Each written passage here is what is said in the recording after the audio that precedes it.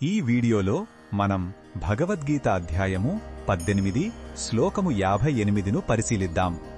గీతలోని చివరి అధ్యాయంలో శ్రీకృష్ణుడు తన ఉపదేశాన్ని ముగిస్తూ అర్జునుడికి ఒక ముఖ్యమైన ఎంపికను మరియు దాని ఫలితాన్ని వివరిస్తున్నాడు. మొదటగా ఈ పవిత్ర శ్లోకాన్ని భక్తితో విందాం. మచ్చిత్తః సర్వదుర్గాణి మత్ప్రసాదాత్తరిష్యసి అథ చేత్వమహంకారాత్ న శ్రోష్యసి వినంక్ష్యసి. ఈ శ్లోకమర్థమేమిటంటే, శ్రీకృష్ణుడు అర్జునుడితో అంటున్నాడు, నీ మనస్సును పూర్తిగా నాపై లగ్నం చెయ్యి, నన్నే స్మరించు. అలా చేస్తే నా దయ మరియు అనుగ్రహంతో నీవు జీవితంలో ఎదురయ్యే అన్ని రకాల అడ్డంకులను, కష్టాలను సులభంగా దాటగలవు. అయితే ఒకవేళ నువ్వు నీ అహంకారం వలన నా మాట వినడానికి నిరాకరిస్తే నీవు నాశనమవుతావు అని స్పష్టంగా హెచ్చరిస్తున్నాడు.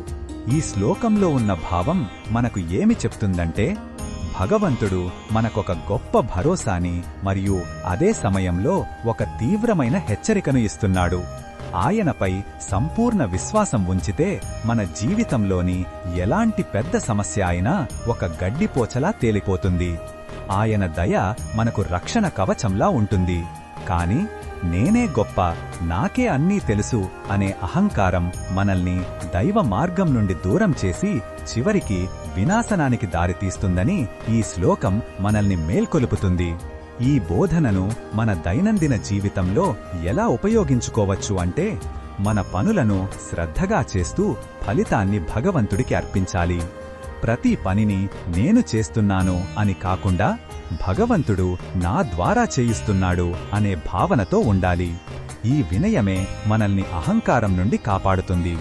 కష్టాలు వచ్చినప్పుడు భయపడకుండా భగవంతునిపై భారం వేసి ముందుకు సాగితే ఆయనే మనకు సరైన దారి చూపిస్తారు.